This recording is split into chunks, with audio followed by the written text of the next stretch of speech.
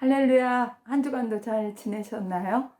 어, 이번 시간에도 이제 생명에 도움이 되는 말씀을 전달하려고 합니다. 우리가 신앙생활을 하다 보면은 이제 예수를 믿고 구원을 받고 성령의 기름 부음을 받으면 이제 누가 또 반응을 일으키냐면, 하나님은 당연히 뭐 하나님 자녀가 되게 하셨으니까 또 관심을 가지고 계속 지켜보시고 또 인도하시고 보호하시고 하는데, 또 한쪽 악한 영이 또 사단 마귀들이 또 계속 틈을 노리고 하나님 편에 이제 뺏긴 그 영혼들을 어떻게 하면은 다시 또 찾아서 자기 편으로 만들려고 온갖 방해를 하고 그럽니다. 그래서 제가 이렇게 신앙생활을 하면서 방해받았던 그런 이제 사단의 역사들을 제가 오늘 낱낱이 공개를 하려고 합니다. 주의 깊게 들어주시고, 특별히 신자이신 분들은 하나님 은혜 가운데서 이렇게 벗어나게, 하나님 자녀에서 탈락되게, 이제 그런 의도를 강력하게 이제 내포하고 있어요. 제가 이제 처음에 예수를 이제 믿고 교회를 가기 시작할 때 첫 번째로 이제 그 방해를 받은 게 가족들이었습니다. 그래서 성경 말씀에 그 예수님이 원수는 너의 집안 사람들이다라는 그런 말씀을 하신 적이 있어요. 그래서 제가 이제 이렇게 교회를 나가는데 제일 방해를 했던 사람은 저의 의붓 오빠인 그 둘째 오빠였어요. 오빠 둘에 언니 하나 있었는데, 둘째 오빠가 교회는 연애당이다, 교회는 도둑이 많다, 좋은 신발 신고 가면 잊어버리는 사람들이 많다더라, 이제 막 이런 얘기 하면서, 나는 그 당시 그 타이어프 까만 고무신을 신고 다니는 그런 때인데도 신발을 잊어버리고 오면은 너는 집에 못 들어올 줄 알으라고 눈이 흰자만 나오게 나를 쳐다보며 방해를 했어요. 그때는 뭐 어떻게 들으면 참 겁났죠. 대문도 안 열어준다, 방문도 안 열어준다, 막 그렇게 협박을 했으니까요. 그랬는데도 하나님의 은혜로 저는 그냥 교회를 계속해서 나갔습니다. 근데 이제 그 오빠가 어떻게 되냐면, 저를 그렇게 이제 교회 가는 거를 핍박을 했는데, 얼마 후에 군인을 가게 됐고, 또 군인 갔다 와서는 다시 또 라디오 고치는 기술을 배우러 또 이렇게 서울로 이렇게 가게 되는 거예요. 그래서 제가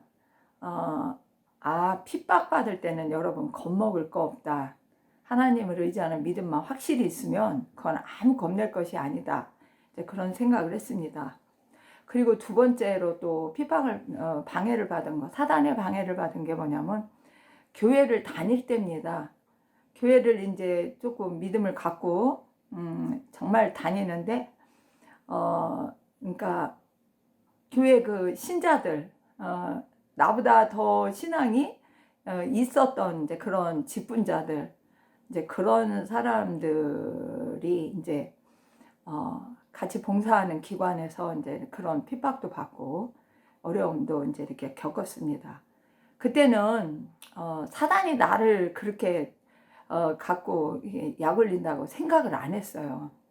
그냥 찬양대를 하는데 한번 이렇게 저 주일날 연습하러 일찍 나오라고 했는데, 바쁜지 게으른지 좌우지간 제가 그 시간을 빠져서 늦게 도착했는데 벌써 그 성가대 연습이 다 끝났더라고요. 그런데 내 좌우에 이렇게 서 있던 사람들이 나를 자리를 안 내주는 거예요.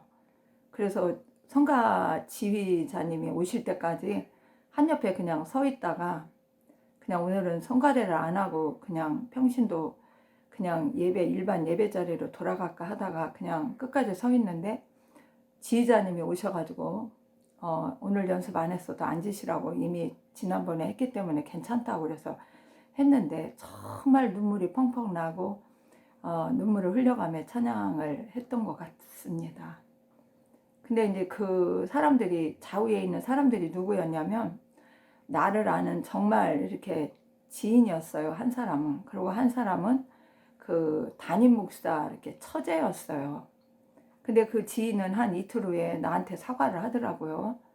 근데 그 처제 그 사람은 남편까지 합세해서 나를 그때 굉장히 이렇게 싫어했던 것 같습니다.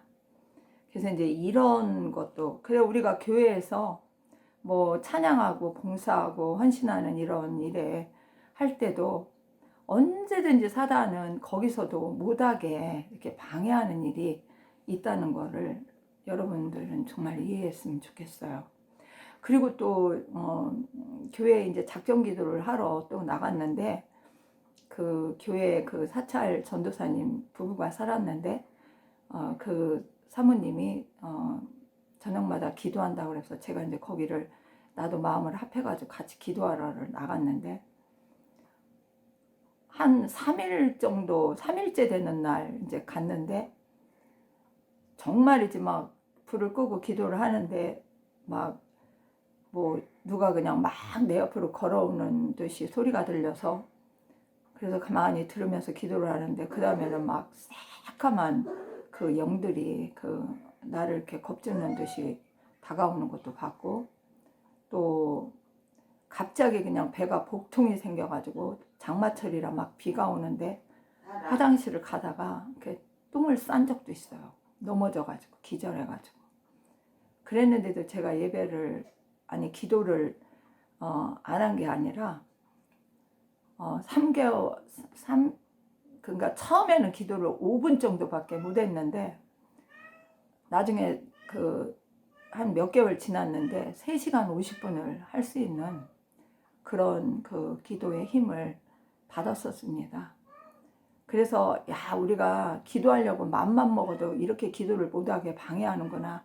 찬양도 기도도 또 성경 읽으려고 또 작정하면 괜히 바쁜 일이 생기고 심란한 마음 상태가 돼서 또 에이 또 다음에 읽어 내일 읽어 막 이러고서 이렇게 미루는 일들이 다 보이지 않는 영의 세계 악한 영들이 그 방해하는 거라고 저는 확실하게 말씀드릴 수 있습니다. 그래서 은혜 받는 것도 또 방해를 많이 해요. 제가 그 구역 예배 이제 구역장 하시는 분이 제가 이제 방언 은사를 받으려고 한 3년 동안 이렇게 하나님께 기도했는데 실질적으로는 한 1년 8개월 정도밖에 기도를 안 했어요. 그게 이제 당장 급한 게 아니니까 이렇게 빼먹고 하다 보니까 그래서 어느 날 이렇게 조그마한 교회 그 부흥회를 참석했는데 이제 거기서 이렇게 안수 기도를 받았는데 방언이 터졌어요. 근데 거기 이렇게 강사로 오신 분들은 방언을 굉장히 유창하게 하더라고요. 그래서 그게 부러워가지고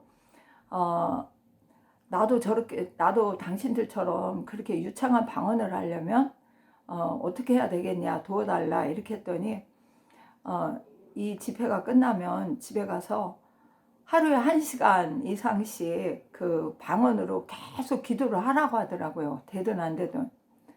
그래서 처음에는 그냥 얼얼얼얼 이런 방언이었는데 한 달 동안을 진짜 시키는 대로 그대로 순종하고 한번 따라 했습니다.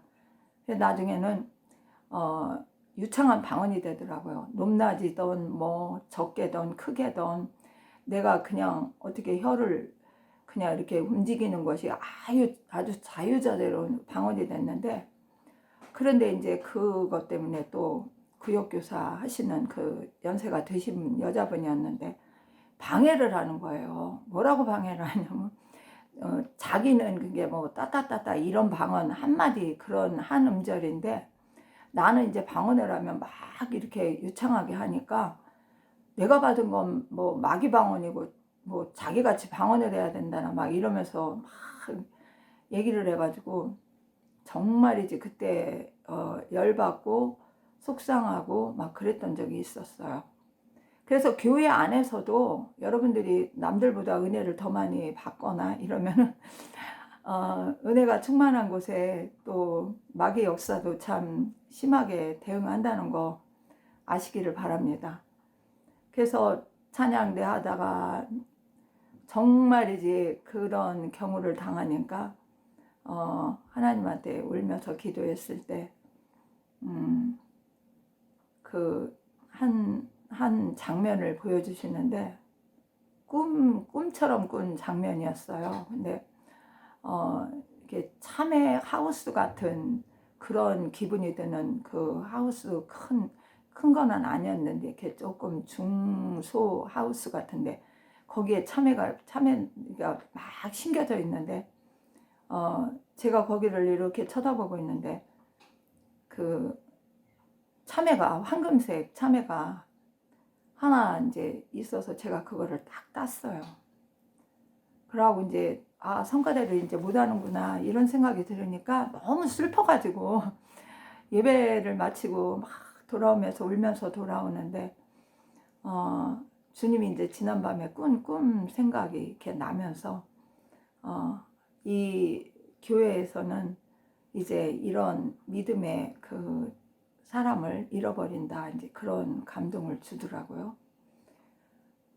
그리고 이제 뭐 구역 예배는 그냥 제가 직장으로 다른 곳으로 가기 전까지는 같이 드렸습니다.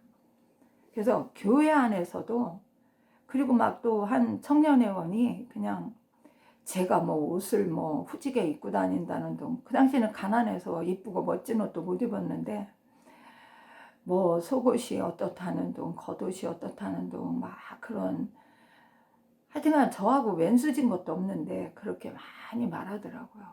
그래서 싸울 수도 없고 근데 이제 다행히 하나님이 나를 청년의 신앙 부장까지 만들어 주셔서 기펴고 살았던 그런 생각이 납니다. 그리고 세 번째로는 또 직장 다닐 때 거기에서도 또 사단이 이렇게 방해를 하더라고요. 그래가지고 뭐 해필이면 또 교회 가는 날만 뭐 잔업을 시키더라고요. 수요일, 금요일, 또 주일 특별근무, 특근 막 이런 거 시키니까 저는 그 당시 이제 신앙이 견고해져가지고 예배가 우선이다 이런 생각 때문에 잔업을 안 한다고 그랬어요. 그랬더니 그 담당 그 주임이 굉장히 나를 미워하더라고요. 그래가지고 이제 그 소문이 이제 그 사무실 그 회사 그 사무직에 있는 이제 그런 데까지 다 들어가가지고 저를 이렇게 한직 있죠. 요새 말하면 좌천이라고 그러죠. 그 부서는 아직 뭐 있어도 그만 없어도 그만인 그런 데로 이렇게 자천시켜가지고 한 7, 8개월을 또 거기서 근무하다가 다시 사무직을 또 뽑는다고 그래가지고 어렵게서리 그 정보를 알아가지고 서류를 제출했는데 제가 또 사무직에 당첨이 돼가지고 또 근무를 하게 됐어요. 그래서 그 주임이 그때는 나를 또 엄청 잘 대해주더라고요. 그리고 그 회사 잔업이나 특근이나 이런 거를 빠질 때 지금도 생각납니다. 서무과장이 나에게 소리치며 하는 얘기. 넌 예수를 믿든지 직장을 다니든지 둘 중에 하나를 선택하라. 이러면서 막 야단치고 한 그런 생각도 들어요. 좌우지간 이렇게 사회생활, 직장생활 하는 데서도 야 진짜 내가 하나님의 온전한 자녀라면 사단은 어떻게 해서라도 그 사람의 믿음을 이렇게 해체시키고 그냥 하나님을 원망하고 불평하고 떠나게 만들려는 이런 고통들을 막 가져다 준다는 걸 이렇게 서서히 이제 이렇게 알아가는 그런 단계였던 것 같습니다. 그리고 또 예수를 제가 온전히 이제 또 믿으니까 교회 밖에서 또 그냥 사단이 방해를 하는데, 이제 막 쉽게 말하면 이단들이 그렇게 또 이렇게 방해를 하더라고요. 그래서 막 뭐 무슨 해관 막 거기 다니는 막 그런 친구가 또 막 뭐 유혹을 해서 한번 따라가 봤더니, 그 당시 나는 공부를 해가지고 잘 먹고 잘 사는 이게 목적이었는데, 뭐 인간은 뭐 공부 많이 할 거 없다 막 이러면서, 근데 자기 막내딸을 막 유치원에 보내는 그런 사람이 그런 말을 하니까 너무너무 화가 나가지고 제가 그 모임에서 그냥 후떡 저 혼자만 이렇게 나왔던 적도 있습니다. 그리고 이제 또 하나 이다는 또 뭐 계룡산에서 뭐 은혜 많이 받았다는 어떤 교주 목사를 충성스럽게 다니는 우리 동네 한 집 건너 옆집에 사는데 굉장히 충성스럽게 교회를 잘 다니더라고요. 그래서 내가 이렇게 물어봤더니, 그때 이제 신앙은 저는 이제 이렇게 교회를 확실하게 정하지 않고 시골에서 초등학교 다닐 때 이제 다니던 교회를 떠나서 대전으로 이사 왔기 때문에 아직 정하지 못하고 있었어요. 그때였는데 자기네는 이렇게 열심히 다닌다고 하면서 자기네 교회 한번 와보지 않겠느냐 이래서 한번 가봤습니다. 그래가지고 그때가 고등학교 1학년 때인데 공부도 굉장히 잘하고 막 서울대 갈 수준도 되고 그 유명한 화장품 회사 장학생으로 이렇게 해서 장래가 그냥 아주 보장되다시피 이런 상황이었는데, 그 위대한 거기 교회 6개월을 다니면서 아주 제 인생에 그냥 그 육적인 성공의 길이 방점이 딱 그냥 꺾인 거죠. 실력이 그냥 팍 떨어져 가지고 다시는 올라가지가 않더라고요. 그래서 그런 어려움도 겪어봤어요. 그런데 그럼 이단에 들어가서 6개월간 다녔는데 어떻게 나왔냐? 하나님이 그 봉사 할머니에게 이렇게 대언을 해가지고 제가 그 옆을 지나가는데 젊은 처자는 거기 앉으라, 하나님이 하실 말씀이 계시다 이렇게 해가지고 그냥 앉아봤어요. 그랬더니 너는 이곳에 속하지 아니하였다. 딱 이 한 말씀 하더라고요. 그래가지고 그날 이제 그 집회 예배 시간이었는데, 예배 시간을 그냥 이제 드리려고 참석을 했으니까 그게 수원 지역이었거든요. 그래서 갔는데 예배를 드리는데 갑자기 막 소낙비가 내리는 소리가, 이 앞에서 뭐 찬양하고 뭐 설교하는 소리는 하나도 안 들리고 내 귀에 그냥 막 소낙비가 막 쏟아지는 소리가 막 들리는 거예요. 그래서 밖에 저렇게 햇빛이 났는데 왜 비가 오는 소리가 나지 하고서 예배 시간에 그냥 훌쩍 뛰쳐나갔어요. 그랬는데 나무를 보고 그 시냇물을 쳐다보는데 너무너무 기쁘고, 그 예배 공간은 기억에서 사라진 것처럼 이제 그렇게 되더라고요. 그래서 결국 그 집회가 끝나고 와서 나는 이 교회 이제 안 다니겠다 이렇게 이제 말하고 이제 단절을 하고 있는데, 한 2주 정도 돼서 그 교회 네 분이 일어나가지고 그 이단 그 담임 목사였던 사람이 다 짐 싸갖고 이제 이사를 가버리더라고요. 그래가지고 이제 거기서도 또 그렇게 이제 해결이 됐어요. 그래서 저는 그래요. 이런 참 어려운 일들을 예수 믿는, 진짜로 예수를 믿으면 이런 것도 다 이렇게 생기는구나. 그게 왜 생기냐? 원수마귀가 나를 하나님 그 사랑 안에서 떼어내려고 이렇게 방해했던 것 같습니다. 그리고 이제 또 제가 이제 이렇게 예수 믿기 전에 그 4살 때 이렇게 죽을 뻔한 일이 있었다고 어머니가 얘기를 하시더라고요. 힘이 없어가지고 몸도 어디가 아픈지도 모르게 시름시름 앓고 이래가지고 방 그 윗목에 이렇게 눕혀놨대요. 죽으면 이제 그냥 갖다 묻으려고. 그랬는데 몇 시간 있다 깨어났대요. 그래가지고 그 당시는 이제 막 돈도 없고 가난하니까 아이들한테 이렇게 시켜가지고 그 개구리를 잡아오게 해가지고서 그거 개구리 탕을 끓여서 그거를 국물을 먹였는데 제가 또 살아났다고 이제 그런 얘기도 했습니다.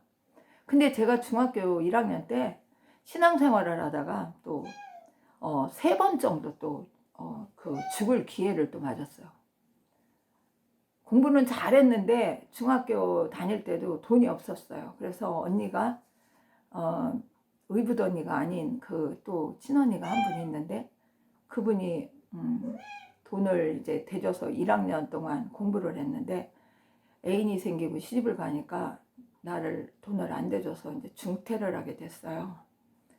그러니까 막 너무너무 슬퍼가지고 그 교과서를 다 불태우면서 하나님을 원망하고 나는 진짜 죽고 싶다 막 이런 생각을 하면서 불을 태우고 앉아 있는데 마음속에 그런 생각이 드는 거예요. 아니다, 너는 살아, 견뎌야 된다. 그래가지고 그럼 나를 도와줘 봐요. 이렇게 하고서 눈물을 뚝 그치고 일어나가지고 힘을 다시 얻었던 그때도 있었고, 또 한 번은 그 중학교 때 토요일 날 이렇게 학교에서 이제 수업이 마치고 집에 오는데 옥천에서 대전으로 이제 오는 사이 길인데 그 시외버스하고 대전에서 옥천 다니는 시내버스하고 이렇게 경쟁이 붙었나 봐요. 그래가지고 어떻게 누구 잘못인지는 모르는데 좌우지간 제가 탄 시외버스가 한 45도 각도로 그 기울어졌어요. 근데 오른편으로 떨어지면 낭떨어지고 왼편으로 떨어지면 그래도 한 2, 3m 이런 데로 떨어지는 건데 나무 등거리에 차가 45도 각도로 탁 해가지고 더 이상 엎어지지 않게 그렇게 됐는데 제가 막 제 위에 사람들이 막 3명이나 이렇게 쌓여 있더라고요. 정신 차려보니까. 근데 그때 생각이 이렇게 하면 죽는구나 이제 이렇게 생각도 들었었어요. 그래가지고 이제 겨우 창문을 막 깨고 나와가지고 근데 많이 안 다쳐가지고 정말 다행이었죠. 그리고 이런 이제 이렇게 그리고 이제 또 중학교를 중퇴하고 이제 돈을 벌러 방직 회사를 들어갔는데 거기에서 뭐를 했냐면 그 보전반이라고 해가지고 이렇게 기계에 껴있는 그 솜털이 그거 청소하는 반이었어요. 그래서 거기를 이제 8시간만 하면 나는 야간으로 가서 검정고시 공부를 하려고 거기를 들어갔는데 몇 개월 다녔는데 정말 지금같이 마스크가 막 잔뜩 있는 것도 아니고 그러니까 이렇게 대충 일을 했는데 막 피를 토하고 막 기침만 하면 피가 나오고 그래가지고 제가 이제 죽을 병에 걸렸나 병원에 갔는데 다행히 폐까지는 안 가고 기관지가 파열됐다 이제 막 그런 해가지고 염증이 기관지가 엄청난 염증이 생겼다고 막 이래가지고 그 회사를 그만두고 치료를 받으면서 검정고시 공부하는 데를 또 돈을 한 달에 1,800원씩인가 얼마를 내고 거기를 좀 몇 달 다녔습니다. 그래서 이런 그 죽을 고비들 그리고 그 종교적인 또 그런 유혹도 굉장히 많이 받았던 것 같아요. 그러니까 어렸을 때 이제 제가 그 이모네 집에서 이렇게 한 몇 달을 사는 적이 있는데 이모님은 불교 신자라 항상 한 달에 2번인가 이렇게 절에를 가요. 그러면 꼭 어린 그 초등학교 가기 전이니까 나를 데리고 그 촛불 그 주머니를 들고 따라오라 그래서 그냥 뭐 제가 뭐 권한이 있습니까? 그냥 따라가는 거예요. 가면은 그냥 부처상이 크게 있고 막 점심을 맛있게 차려주고 그런데 저는 희한하게도 그 부처상을 보면 싫었어요. 무서운 게 아니라 싫었어요. 그래서 절을 한 번도 안 하고 그냥 점심밥만 쌀밥을 주니까 맛있게 먹고 그렇게 하고 왔던 생각이 나고 그 이모네 집에 살았던 그 식모 언니는 아줌마 같은 수준 언니인데 그 언니는 또 천주교 신자더라고요. 그래가지고 또 주일날만 되면 나를 천주교에 또 못 데리고 가서 안달이 나가지고 천주교도 가서 보니까 제가 이제 그때 기억나는 거는 예수의 생애에 대한 그 그림들이 그 태어나면서부터 천사가 뭐 얘기해서 마리아에게 뭐 임신한 사실 가르쳐주고 뭐 한 그림부터 해가지고 그 부활 승천하는 그림까지 이렇게 그 건물 안에 쫙 이렇게 그 사진이 있더라고요. 그래서 그거를 보고 아 신기하다는 생각을 했어요. 이제 그리고 또 이문의 집 이종사촌 언니가 또 3살 더 먹은 언니가 있는데 그 언니는 또 교회를 다니는 거예요. 그러니까 이제 또 주일날이면 아주 쟁탈이 벌어지는 거예요. 천주교를 갈까, 기독교를 갈까, 교회를 갈까, 막 개신교 교회를 갈까 이러면서 언니가 가는 교회도 또 따라가 본 적이 있습니다. 그래서 저는 어렸을 때부터 굉장히 이런 신앙의 기반을 기초 다질 때도 이렇게 참 그냥 사단이 굉장히 막 이쪽 저쪽으로 굉장히 방해를 했던 것 같습니다. 근데 결국은 하나님의 목적은 나를 예수께 인도하신 거죠. 그래서 우리가 제가 이런 거를 경험하면서 그 당시 이렇게 겪을 때는 잘 몰랐어요. 아, 예수 믿는데 왜 이렇게 어려운 일이 생겨? 뭐 이런 이런 식으로 생각을 했지. 이게 하나님을 못 믿고 예수님을 못 믿게 하려는 그 신앙생활을 못하게 하는 사단의 악한 영들의 이게 방해 전술 전략이구나 이런 거를 몰랐죠.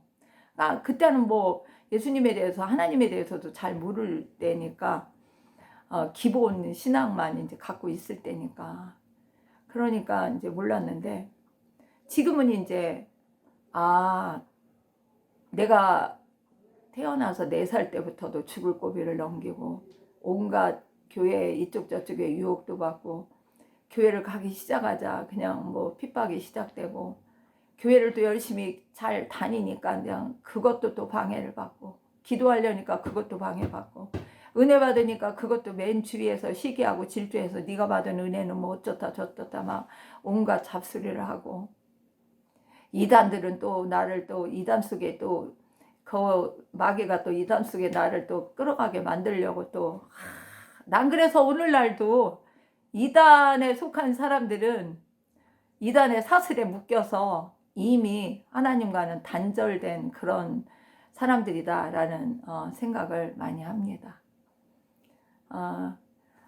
그리고 이제 제가 이제 그런데 이제 그런 모든 과정을 거치면서 결국은 누가 승리했어요? 하나님이 승리했어요. 나를 그렇게 핍박했던 그 오빠는 나중에 이렇게 장가가지고 이렇게 딸을 뭐 5-6명을 낳았는데 첫째 딸이 첫째인가 둘째인가가 백혈병이 걸려서 6살 때 죽었어요. 그리고 그 오빠는 60이 간 넘어서 또 죽고 그러니 그 남은 가족들이 얼마나 고생을 하며 살겠습니까? 그리고 이제 거기 첫째 오빠도 있었는데 그분은 또 와이프를 또 점쟁이 딸을 갖다 얻었는데 하여튼간 그 오빠는 또 술을 먹고 그 작은 오빠처럼 핍박은 안 했지만 나를 굉장히 미워했어요. 그러니까 새로 들어온 엄마가 데리고 온 딸이다 이래가지고 이제 그랬던 것 같아요. 근데 그 오빠 역시 60세 중반인가 그때 죽었는데 그 사람도 죽기 전에 누가 먼저 죽었냐면 20대 초반에 군대 갔다 휴가 나온 아들이 또 사망을 합니다. 저는 그리고 그 집에 또 그 언니가 하나 있었다고 했잖아요. 시집간 언니들은 빼고 그랬는데 그 언니가 또 시집을 갔는데 귀신이 들려가지고 막 육교에서 막 떨어져가지고 막 엄청 막 그냥 고통을 당하고 막 그렇게 산다는 또 얘기를 듣고 있어요. 치료를 해도 그 트라우마가 굉장히 강한 것 같습니다. 그래서 저는 그런 생각을 했어요. 여기 만약에 이 동영상을 보시는 분이 있다면 안 믿는 불신자라면 예수 믿기를 바라고 예수를 안 믿으시는 분이 예수 믿는 자, 진짜 하나님의 자녀된 자를 건드리면 하나님은 반드시 갚아준다는 거를 아시고 참조하시기를 바랍니다.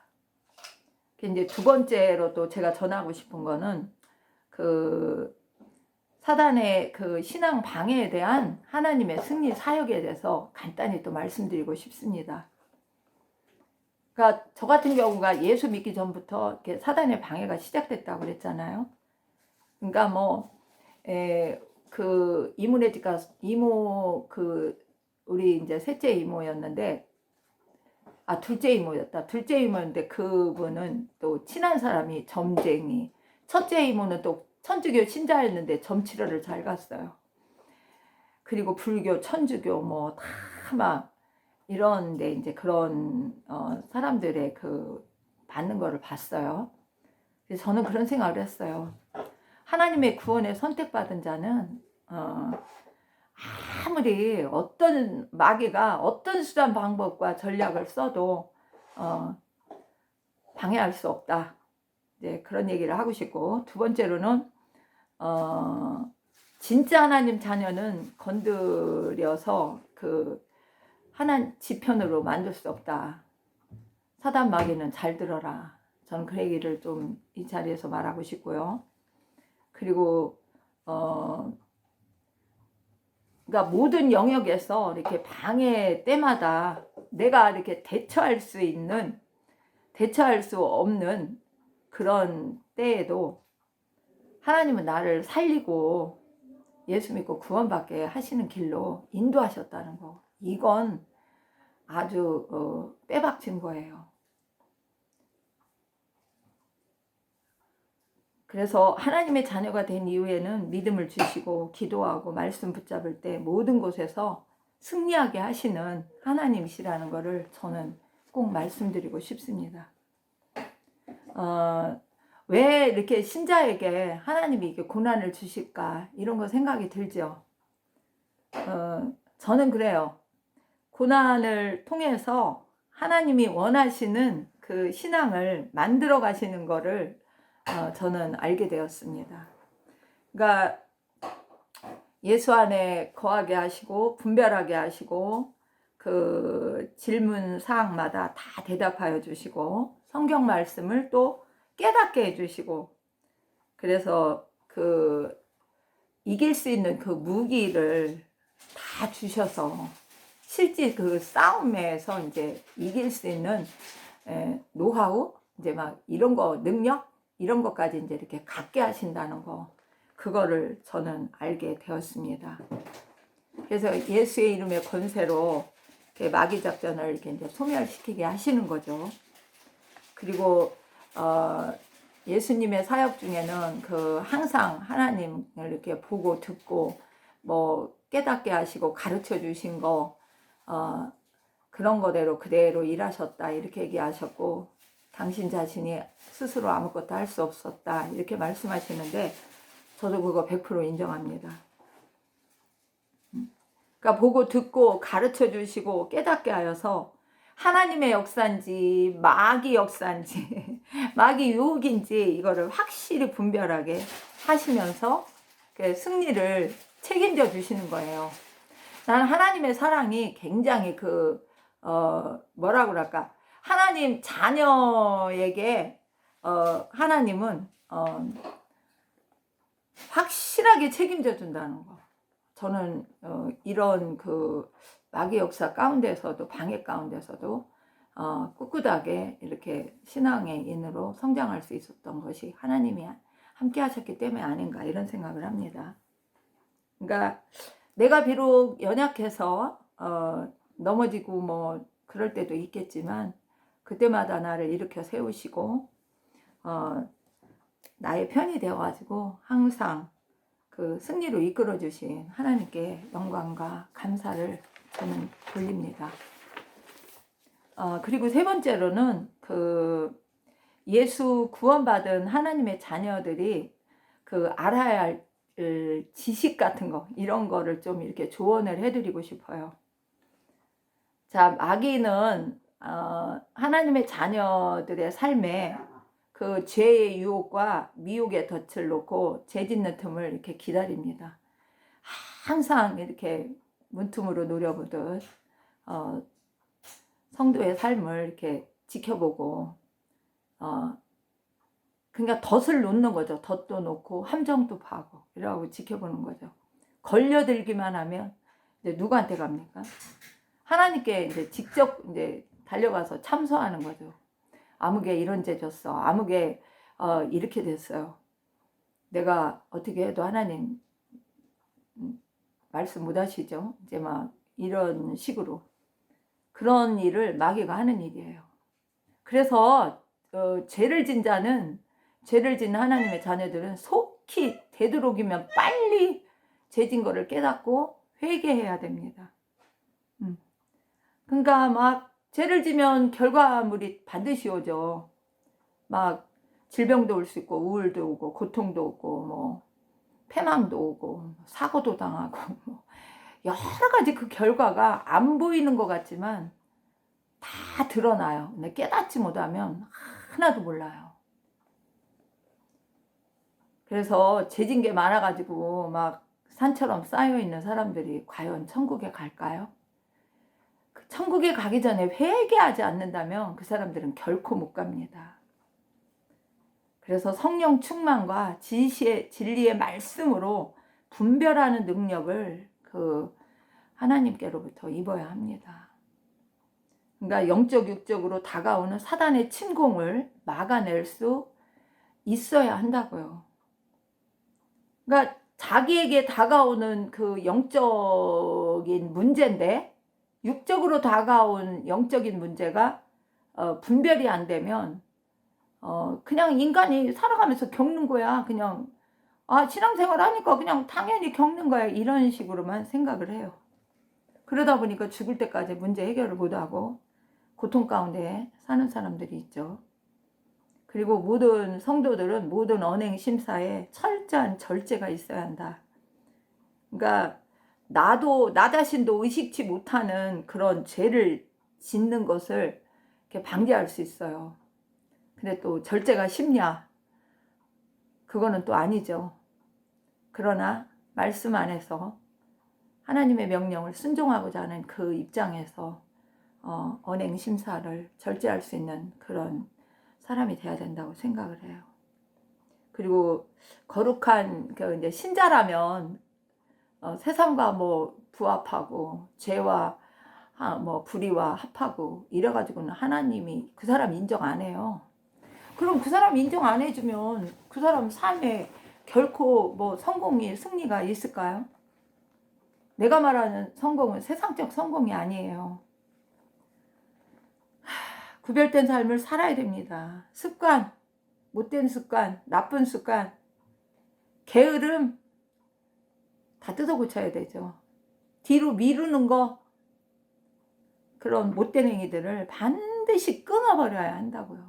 이거 끊지 못하면 평생 언젠가 한번 기도했을 때 하나님이 그 사단의 올무에 이렇게 매인 사람을 보여줬는데 사단이 허리띠에 이렇게 줄을 매가지고 손과 발에도 다 맸더라고요.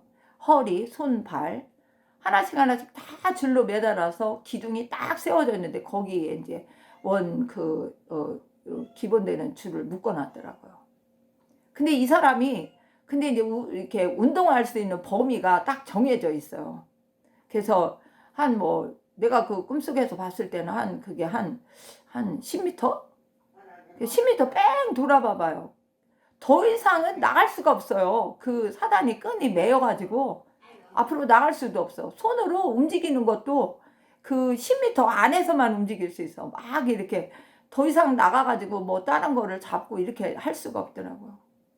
근데 더 나가려고 하면 이렇게 탁 그 뒤에 줄 매인 그것이 딱 잡아제끼는 그런 느낌?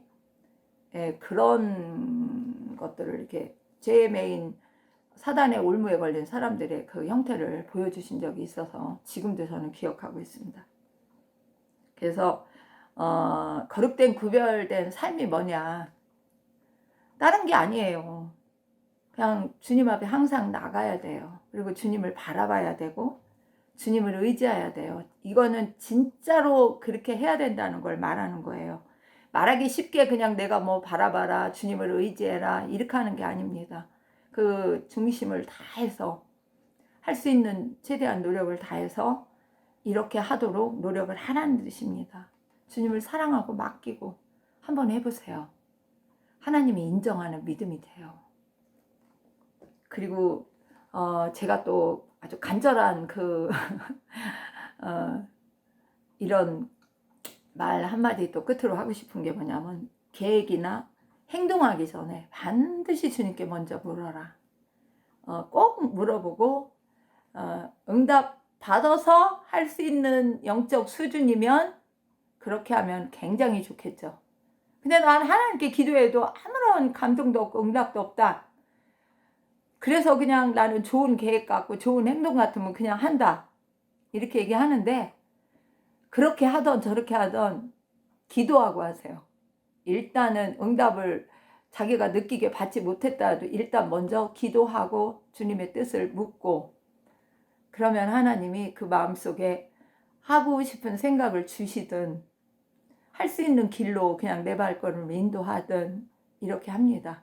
만약에 그렇게 하지 않고 자기 뜻대로 다 해버리면 그 뒤에 오는 독박이며 책임이며 이런 건 다 자기가 져야 돼요. 자기가 한 결과니까.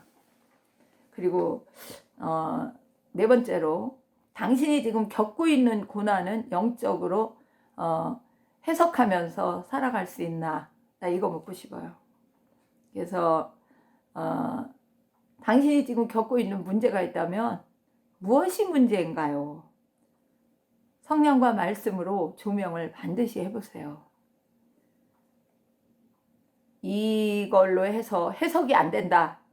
그러면 신앙 점검을 철저하게 하고 하나님 앞에 다시 통일 자복으로 나가야 됩니다. 깨닫게 해달라, 진리로 가르쳐달라, 이렇게 간구를 해야 되겠죠. 자, 고난이 끝이 없이 계속될 때 대처법도 또 한 가지 말씀드리고 싶어요. 제 문제는 모두 하나님 앞에서 회개를 철저히 해야 돼요. 우리 성경에 보면 야곱이 목숨이 위태로울 때 야복강나루에서 통곡하며 기도하잖아요. 그죠? 그래서 어떻게 해요? 거기서 환도뼈가 뭐 부러져 가지고 뭐 살아나기는 하지만 막 질질 다리를 끌고 그렇게 하면서도 하나님을 그냥 믿고 따라갑니다. 예수님은 또 어떻게 했어요? 십자가 고난을 앞두고 감람산에 기도하러 갔을 때 땀방울이 핏방울이 되도록 통곡하면서 기도하신 분이 예수님입니다. 그러니까 어려운 일이 와도 통곡하며 기도하는 사람 많을 것 같죠? 진짜 은혜 받지 않으면 이거 하기 힘들어요. 그리고 당신의 삶의 그 목적이나 목표, 그러니까 신앙적인 목적, 거기에 부합하는 지금 삶을 살고 있나 이렇게 점검을 꼭 해보시고 하나님이 원하시고 기뻐하시는 것으로 바꾸세요. 그렇게 한 다음에 기도하면, 당신이 하나님의 자녀라면 하나님은 그 기도를 절대 무시하지 않습니다. 그리고 하나님을 꼭 신뢰하세요. 난 믿으라고 하면은 조금 내가 하나님을 안 믿냐 이렇게 말할 수 있기 때문에 신뢰하라는 얘기를 그냥 쓰는 겁니다. 자, 하나님을 어떻게 신뢰해요? 당신을 구하시려고 만세전부터 당신을 택하셔서 예수를 통한 그 구원의 은혜를 주시고 당신을 살리려고 고통을 다 받고 죽기까지 했다고요. 그리고 3일 만에 약속의 말씀대로 부활하시고 승천하셔서 다시 온다, 다시 또 오신다는 그 약속까지 하셨어요. 그런 하나님이 당신의 든든한 편인 것을 믿으세요. 불신자는 이 특권을 못 누립니다. 누리시는 법을 하루빨리 택하세요. 당신의 인생이 끝나기 전에. 그리고 하나님은 당신이 고통 가운데서 죄 가운데서 심판받아 죽는 것, 지옥 가는 것을 절대로 기뻐하지도 원하지도 않으십니다. 그래서 예수를 보내서 구원의 길을 확 여신 거라고요. 자, 기회가 주어질 때 꼭 잡으세요. 안 잡으면 하나님은 내버려 두십니다. 하나님의 속성이 공의와 정의입니다. 심은 대로 거두고 뿌린 대로 거두고 행한 대로 갚으시는 하나님이십니다. 꼭 명심하시기 바랍니다. 인생에 오는 모든 고난이 육적 고난이라고 단순 오해하지 마세요. 단순한 게 아니라고요. 그거는 영적인 그런 수단이죠. 근데 신자에게 오는 모든 것들은 더 세심하게 살펴보고 대처하기를 바랍니다. 불신자들은 그런 고난이 온다고 해도 인생살이가 다 그런 건데 뭐 이렇게 생각하시는데 아니에요. 하나님을 믿고 자녀가 돼서 고난을 받게 되면 다 고난에서 벗어나는 길을 다 주시고 주님께 돌이킬 때 그 사람의 삶을 책임져 주신다는 거, 그거를 꼭 믿으시기 바랍니다. 오늘은 여기까지 하겠습니다.